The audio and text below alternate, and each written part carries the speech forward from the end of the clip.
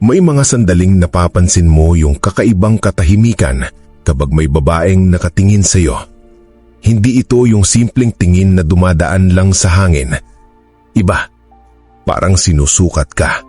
Parang may hinahanap. Parang may nakikita siyang hindi mo pa nakikita sa sarili mo. At ang mas matindi, hindi nila yan aaminin kahit kailan. Mas pipiliin nilang itago ang paghanga kaysa mabunyag na ikaw ang bumababagag sa isip nila. Kung hindi mo alam basahin ng mga senyas na to, madali mo silang mamimiss. At kapag nangyari yon, hindi mo malalaman kung gaano ka pala kalakas sa mata nila. Pero ngayong narito ka, masasabi kong handa ka nang malaman ang mga clue na madalas mong hindi pinapansin. Kaya dahan-dahan mong pakinggan bawat parte. Dahil kapag naintindihan mo to, malalaman mo kung kailan ka nagiging gwapo. Hindi sa mundo, hindi sa standards ng iba, kundi sa paningin ng isang babae mismo. Una, kapag napapako ang tinginan nila. May isang uri ng tingin na hindi mo makikita sa kahit kaninong babae, maliban na lang kung may nakikita silang kaakit-akit sa iyo. Hindi ito yung mabilis na sulyap na parang nagkataon lang. Ang tinutukoy ko ay yung tingin na matagal, mabagal at may laman. Kapag may babaeng nahuhuling sumusulyap ng paulit-ulit, hindi dahil bored siya. Kadalasan, sinusubukan niyang maintindihan kung bakit ka tumatatak sa paningin niya. Hindi mo man pansinin, pero ang mga mata ng babae ang unang bumibigay kapag gwapo ka sa paningin nila. Kapag napansin mong bigla siyang nag-aayos ng upo, naglalambot ang balikat, o pumipigil ng ngiti habang nagmamasid, hindi aksidente yon. Iyon ang instinct. Iyon ang subconscious attraction na hindi niya kayang pigilan. At kapag nahuli mo silang ginagawa to, bigla silang mag-a-adjust. Minsan iiwas ng tingin, minsan magpapatay mali siya. Pero ang totoo, naunahan na sila ng utak nila. Sa mata ng babae, ang gwapo ay hindi lang tungkol sa muka. Ito'y tungkol sa vibe, tindig at presensyang mahirap baliwalain. Kung yan ang reaksyon nila sa iyo nang hindi mo naman ginagawa ang kahit ano, may dating ka sa kanila na hindi mo pa napagtatanto. Pangalawa, kapag nagiging mas tahimik siya kapag ikaw ang malapit. Kapag may isang babae na biglang nagbabago ang kilos kapag nandyan ka, hindi mo pwedeng baliwalain yon. May mga babaeng buong araw maingay, kuwela, halos hindi nauubusan ng salita. Pero pagpasok mo sa esena, para bang may humigop ng hangin mula sa paligid.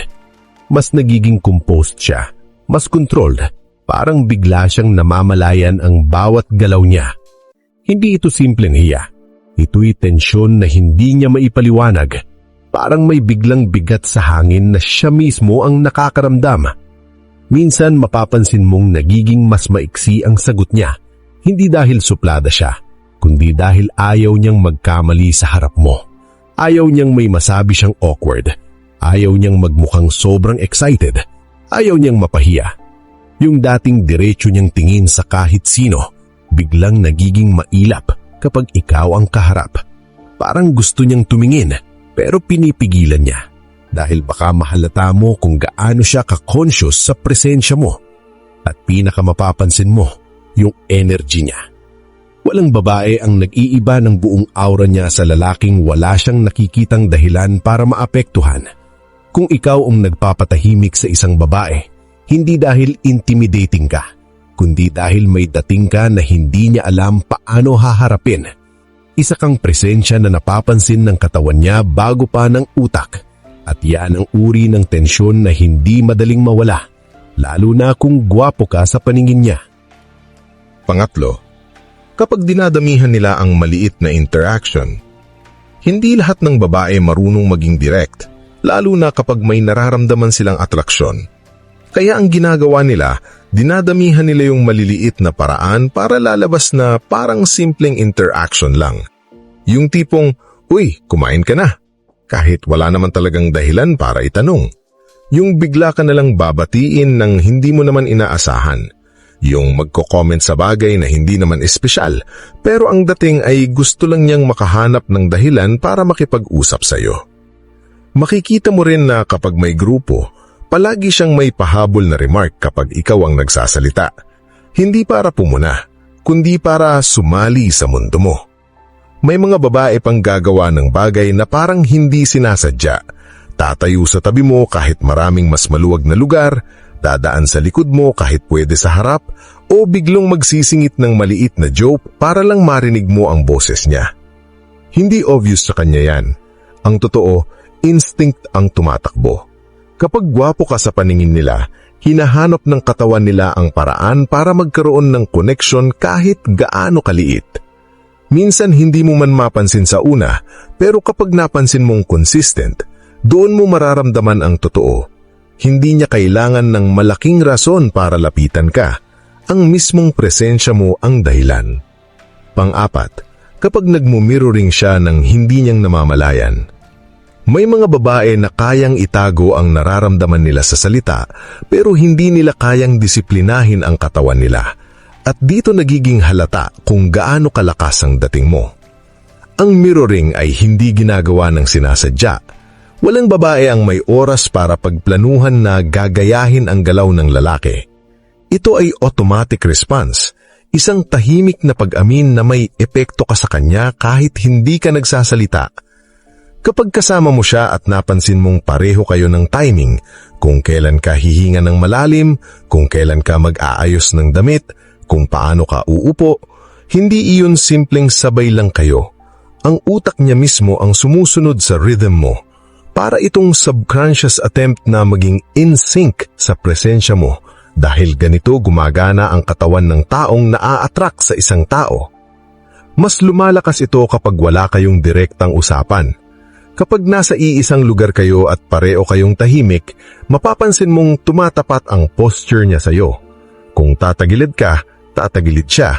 Kung magre-relax ka, parang nawawala rin ang tension sa balikat niya. At kung magbabago ang energy mo, kahit kaunti, sumasabay siya. Hindi dahil iniisip niya, kundi dahil nararamdaman niya. Ang mirroring ay hindi ginagawa ng babae na walang interes. Hindi rin lumalabas to sa lalaki na wala lang. Kaya kapag malinaw ang pattern, kapag sunod-sunod mo itong nakikita, hindi mo kailangan ng malinaw na sign mula sa kanya. Ang katawan niya na mismo ang nagsasabi. At doon mo mapagtatanto ang totoo. Hindi mo kailangan magpakitang gilas para makaapekto sa kanya. Minsan sapat na ang presensya mo para ang buong sistema niya ay mag-adjust. At kapag umabot na siya sa ganitong level ng unconscious mirroring, hindi na simpleng paghangayan. May attraction na kumakapit na hindi niya kayang putulin kahit gusto niya. Panglima, kapag pinipili kanyang pansinin kahit hindi siya palamansin. May mga babaeng halos walang pakialam sa paligid, mga babaeng hindi madaling ma-impress, hindi madaling ma-distract, at lalong hindi nagbibigay ng atensyon ng walang dahilan. Pero kapag sila mismo ang lumalapit sa iyo, kahit sa pinakamaliit na paraan, may ibig sabihin yon na mas malalim kaysa iniisip mo. Mapapansin mong nagiging mas aware siya sa iyo kaysa sa iba. Hindi naman kayo close pero parang may natural na concern siyang lumalabas. Minsan tatanungin ka niya kung may kailangan ka, minsan magbabato siya ng simpleng comment o tanong para lang malaman kung okay ka. Hindi obvious, hindi dramatic, pero consistent. Kapag ang babaeng hindi palamansin biglang nagiging attentive sa presensya mo, hindi dahil bored siya, ito ay dahil hindi kanya ma-ignore. Ginagawa ang ayaw niya sanang gawin dahil may epekto ka sa kanya na hindi niya kayang takpan. Mapapansin mo rin na kapag may nangyari sa paligid, parang ikaw ang una niyang tinitignan. Kapag may biro, gusto niyang malaman kung natawa ka. Kapag may issue, gusto niyang malaman ang reaksyon mo. Parang gusto niyang i-match ang emotional temperature mo. At ang pinakamahirap itago, nagiging softer ang energy niya kapag ikaw ang kausap. Kahit pa matapang siya sa iba, nagiging mas makalma siya kapag ikaw ang nasa harap. Hindi niya ito mapipigilan dahil ang taong may dating sa kanya ay nagiging center of gravity ng composure niya. At kapag napansin mo ito sa babae na hindi naman talaga expressive, alam mong hindi ordinaryo ang tingin niya sa'yo. Pang-anim, kapag nag-aayos siya kapag ikaw ang kausap. Isa ito sa pinakamadaling makita pero isa rin sa pinaka-hindi nila sinasadya. Kapag ikaw ang kausap niya at napansin mong bigla siyang nag-aayos ng buhok, inaangat ang shirt para maging maayos ang fit, inaayos ang pagkakatayo niya o naglalagay ng konting space para magmukhang composed, hindi iyon simpleng habit. Kapag gwapo ka sa paningin niya, nagiging hyper-aware siya sa sariling itsura. Hindi dahil gusto niyang magpa-cute, hindi dahil may plano siyang magpapansin. Ang totoo, instinkto. Kapag may lalaking may dating sa isang babae, gusto ng katawan niyang maging presentable, maging maayos, maging attractive. Hindi niya kayang pigilan dahil automatic itong lumalabas. Mapapansin mo rin ang micro-adjustments, yung tipong nag-aayos siya ng necklace kahit hindi naman gumagalaw. Yung parang biglang nalalagyan ng meaning ang simpleng paglipat ng buhok sa likod, yung paghawak sa balikat, yung pag-straighten ng posture. Mas nagiging obvious ito kapag bigla kang lumapit or bigla kanyang nakita unexpectedly. Parang may jolt na mangyayari sa katawan niya. Minsan may maliit na ngiti, minsan may pilit na composed expression, pero pareho lang ang ibig sabihin. Gusto niyang maayos ang itsura mo sa paningin mo. At kung kaya mong baguhin ang kilos niya sa loob ng 2 segundo, hindi mo na kailangan ng malinaw na kumpirmasyon. Attraction na ang gumagalaw para sa kanya. Pang-7, kapag hindi kanyang kayang i-ignore kahit nagpapakalamig ka. Ito ang senyales na hindi natatakpan ng kahit anong pride, logic o acting. Kapag pinipili mong maging detached, neutral at malamig, pero napapansin mong siya ang hindi mapakali, dito mo makikita ang tunay na bigat ng presence mo sa kanya. May mga babae na marunong umiwas kapag gusto nilang umiwas, pero iba ang nagagawa ng lalaking may dating sa kanila. Kapag nagpakalayo ka, parang mas lalo silang hinihila pabalik sa presensya mo. Kahit ayaw nilang magmukhang obvious, gumagawa sila ng paraan para mapalapit. Bigla silang may tanong, bigla silang may comment, bigla kang babatiin kahit wala namang dahilan. Hindi nila ito ginagawa para magmukhang clingy. Ginagawa nila dahil naiirita